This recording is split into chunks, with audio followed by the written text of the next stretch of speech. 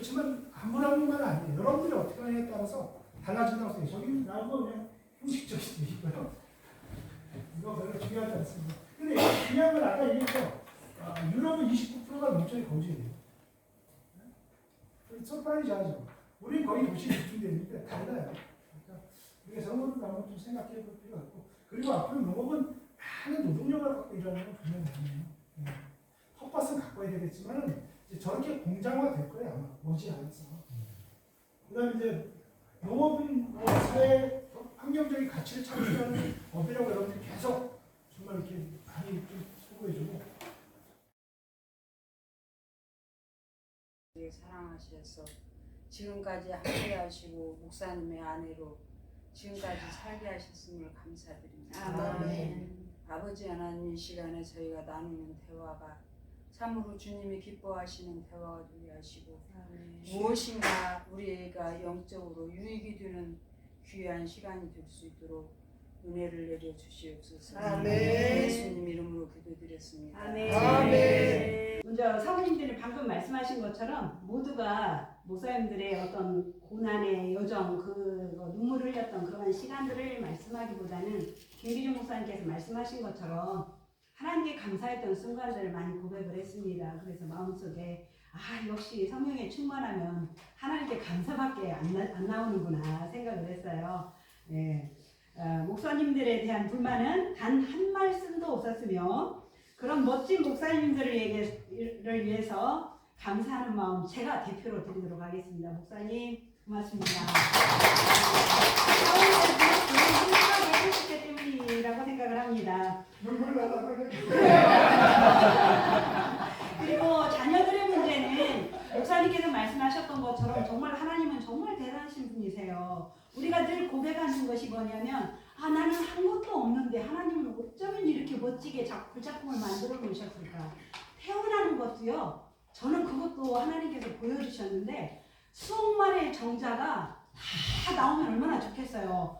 단 하나가 나오는데 이것 또한 하나님이 정말 멋지게 해서 이 땅에 태어나게 하시더라고요. 특별한 사람만 나오는 거예요. 그러한 하나님의 그 걸작품을 또 사모님과 목사님들이 얼마나 양육을 잘 하셨는지 어마어마한 곳에서 정말 귀한 사역을 하는 걸 보면서 하나님께 너무너무 감사했습니다.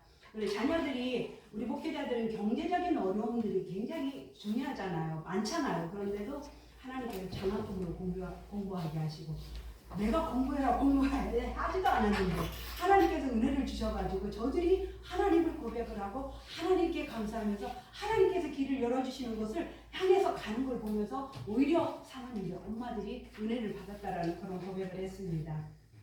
그리고 경제적인 문제는 다 모두가 있잖아요. 저도 고백을 하지만 시시때때로 저도 제 고백을 한다고 하면은 우리 식구가 15명까지도 살아봤거든요.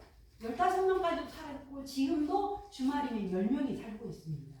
그런데 저는 쌀 때문에 단 한 번도 한 톨도 고백한 적이 없어요. 어려움을. 하나님께서 얼마나 그 때에 맞게 쌀 양식을 주시는지 고기까지 과일까지 모든 것들을 하나님 다 책임져 주시는 걸 보면서 목회자의 경제적인 문제는 결코 염려할 일이 아니라 하나님의 나라 의를 구하면 하나님 이 모든 것을 다 하시는 하나님이다. 저도 고백을 하는데 우리 사모님도 그런 고백을 했습니다. 하나님께 감사합니다. 네, 그래서 자녀들도 장학금으로 또 훌륭하게 또 공부를 했다라는 고백을 했고요. 사모님들 목사님들과 함께 30년 이상 이준수 사모님은 40년을 목회를 하셨는데 기도와 섬기는 삶을 고백을 해주셨습니다. 무엇보다도 사모들의 역할은 섬기는 것인 것 같아요. 엄마니까. 교회에서도 엄마니까. 네. 엄마는 희생해도 행복하잖아요. 그런 마음이기 때문에 사모님들이 그렇게 오랫동안 목사님들 섬기면서 성도들 섬기면서 즐겁게 해왔던 것 같습니다. 사실은 은퇴라는 것은 행정상의 은퇴지 교회 중심 목회의 은퇴지 실제적으로 은퇴는 목회자는 이미 사명을 받았기 때문에 죽을 때까지 그 사명을 감당하니까 그런 측면에서는 은퇴라는 건 없다 이런 얘기가 좀 있었고요. 개척교회를 좀 준비하고 계신다는 분들이 지금 몇 분 계셨어요. 은퇴 이후에요. 근데 뭐 개척하는 거야 얼마나 좋겠어요. 개척을 해서 또 후임자한테 좋은 분한테 또 목회를 할 수 있도록 길을 열어주시는 것도 좋은 일이니까. 그런데 어쨌든 전체적으로 볼 때 은퇴에 대한 준비가 굉장히 좀 어려웠다, 잘 안 돼 있다, 대책이 없다 이런 것이 주류를 좀 가지고 있었어요. 그럼에도 불구하고 우리가 마음을 은퇴 준비를 잘 기도하면서 준비를 하고 하나님의 뜻에 맞게끔 준비를 하게 되면 그러면은 좋은 결과가 있을 것이다 하는 얘기가 있었고요. 후임자 문제가 있을 얘기를 좀 했었는데요. 여러 가지 얘기하는 가운데 선택권은 교인들에게 주는 것이 좋겠다. 또는 노회에다 맡기는 게 좋겠다. 왜냐하면 그 문제 때문에 만일에 목회자가 추천했던 분이 하게 됐을 경우에 잘하면 괜찮은데 문제가 생기면 그 책임을 담임 목사님이 또 전임자가 져야 되기 때문에 부담이 있을 수 있다. 이런 얘기들이 좀 있어요. 관여하지 말자는 얘기고, 교인들의 입장에서 봤을 때는 전임 목사님이 관여하는 걸 싫어한다. 여기서 손 떼라. 당신은 여기까지니까 손을 떼라. 이렇게 지금 이야기를 하고 있다. 이런 얘기를 했었고요. 그리고 인맥을 통해서 후임자를 선택을 이렇게 하는 게 그런 문제점 여러 가지. 그리고 굉장히 후임자 선택이 어렵다는 말씀들이 많이 있었습니다. 그리고 후임자를 선택한 다음에 좀 떠나는 게 좋겠다. 그 자리에 머물러 있게 되다 보면 자꾸 그 후임자한테 피해를 줄 수가 있고 부담을 줄 수가 있고 말을 하면 자꾸 잔소리가 나올 수도 있는 것이고 설교를 하다 보면 또 책망하는 식이 될 수도 있고 이러기 때문에 아예 교회를 떠나는 것이 좋겠다 이런 얘기들이 좀 있었고요. 경제적인 문제가 나왔어요. 경제적인 문제가 대체적으로 지금 준비가 안 돼 있고 국민연금 조금 받고 기초연금 받고 그러면은 기껏해봐야 한 돈 100만 원 정도 수준인데 이거 가지고 생활이 가능하겠는가 이런 얘기가 돼서 그렇다면은 좀 준비 좀 했으면 좋겠다. 미리 사전에 예를 들어서 수화 같은 경우를 이렇게 배워두게 되면 그러면은 지금 수화 통역사가 굉장히 부족하고 그냥 서로도 오라고 해서 문제가 많이 있는데 그때 좀 경제적으로도 도움이 되고 어려운 사람을 도울 수 있기 때문에 미리 국가기술 자격을 공짜로 이렇게 해주는 데도 있으니까 그런 데서 기술을 미리 갖고 있으면 도움이 되겠다. 저 같은 경우는 이제는 생활을 해보니까 뭐 국민연금하고 이것저것 합하면 돈 100만 원 되는데 그래 생활을 해보니까 돈 100만 원 모자라더라고요. 뭐 정부에서는 이렇게 저렇게 얘기하고 그러는데 200이면은 살 수 있겠더라고요. 그리고 땅 좀 빌려서 푸성기 좀 갈아먹고 이러면 200 정도면 되는데 100만 원이 모자라니까 그러니까 이제 아내가 나가서 그 노인 일자리 한 30만 원 받는데요. 그런 것도 좀 하고 좀 이렇게 가서 하면은 얼간 생활하는 데는 큰 지장이 없지 않겠느냐. 그래서 미리 준비를 하는 것이 좋겠다. 또 일부 또 목사님들은 하나님께 모든 걸 맡기고 자기는 나가겠다. 이런 어떤 자세를 보이시는 분도 계셨고요. 어쨌든 경제적인 문제에 너무 우리가 골몰하다 보면 은퇴 후의 삶이 굉장히 집 문제하고 경제적인 문제가 굉장히 제일 목회자한테 제일 큰 거예요. 그래서 집 문제 같은 경우에는 일반 땅을 사서 건축하는 건 너무 어렵다. 돈이 많이 든다. 농축계에서 해줄 수 있는 게 아무것도 없으니까. 그러면은 땅을 사는데 한 2천만 원, 집 짓는데 한 2천만 원. 그것만 생각하고 저도 다니면서요. 그런데 땅 사는 거는 그렇게 주겠다는 게 있는데, 이게 토목공사를 하니까 땅 사는 비용보다 더 들어요. 거기다가 집을 지으려고 그러니까 안 돼요. 이게 감당이 안 돼요. 그래서 한 것이 시골집을 구해서 그걸 좀 고쳐서 이렇게 좀 쓰는 것이 어떻겠느냐. 대지로 다 돼 있지, 수도 전기 다 나와 있지. 뭐 그러니까 그 집이 제일 좋다. 근데 잘 안 팔아요. 제가 다녀보니까 5개 시군을 다녀봤는데 안 팔아요. 안 파는 이유가 팔면은 고향이 없어져 그래. 그분들에게 있어서. 그러니까 고향을 잃지 않고 싶으니까 그냥 붙잡아두는 그런 부분이 있고 아버지가 돌아가시고 등기 이전이 안 되는데 형제들이 다툼이 많아요. 이런 물질적인 문제나 이런 것 때문에. 그러니까 이게 내 소유가 될 수가 없어요. 아무도 지금도 또 안 줘. 그러니까 사지를 못하는 거예요. 사야 좋은데. 빌리는 것도 상당히 곤란해 문제가 생겨요. 고칠 수가 없어요. 마음대로 고치면 또 문제가 생기기 때문에 어쨌든 이런 어려움이 있어서 그런 것은 좀 미리 사전에 준비를 좀 했으면 좋겠다 이런 얘기들이 좀 있었고요. 은퇴 후의 삶의 문제에서 의논을 할 때 예배가 제일 심각하더라고요. 어떻게 했으면 좋겠느냐.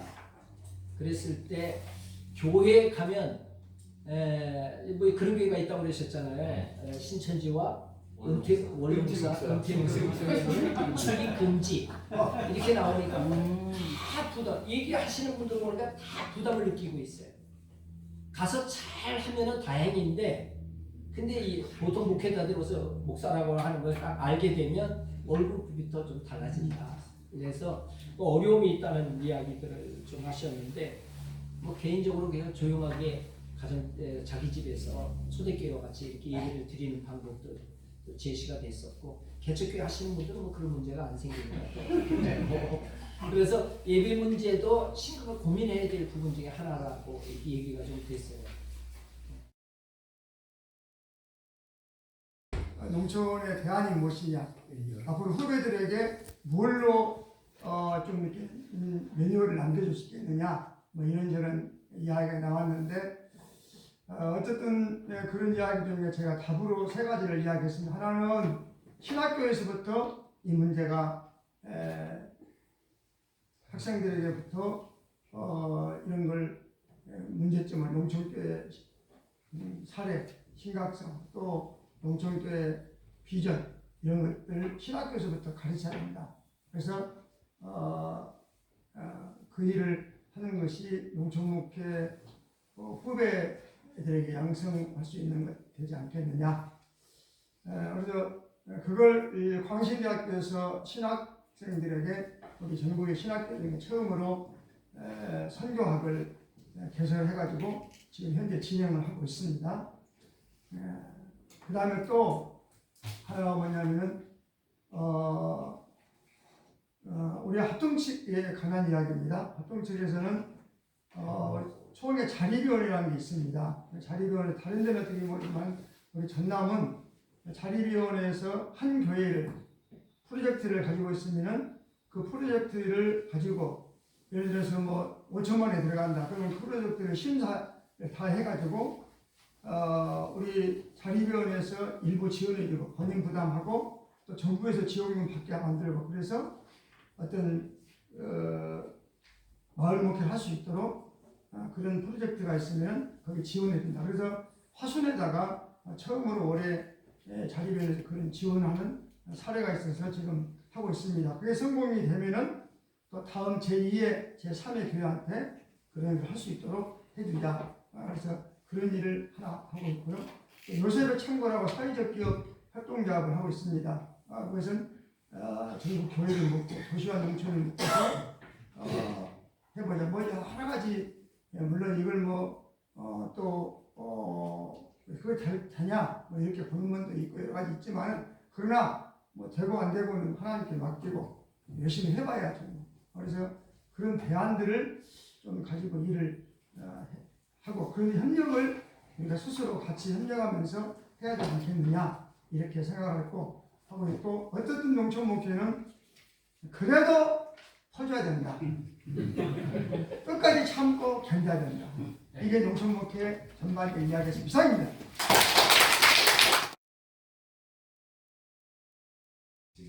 저는 개인적으로 말씀도 중요하고 또 예배도 중요하고 뭐 교회가 그런 사회적인 공공성을 다하고 여러 가지 좋은 말씀도 있지만, 저는 교회가 되기 위해서는 우리가 사랑과 관심이 아닙니다. 이렇게 신학적인 장한 이론보다는 그래도 서로가 관심 가져주고 또 서로가 사랑해주고 또 사람 좀 아껴주고 또 그래야 교회가 어려움이 안 생기거든요.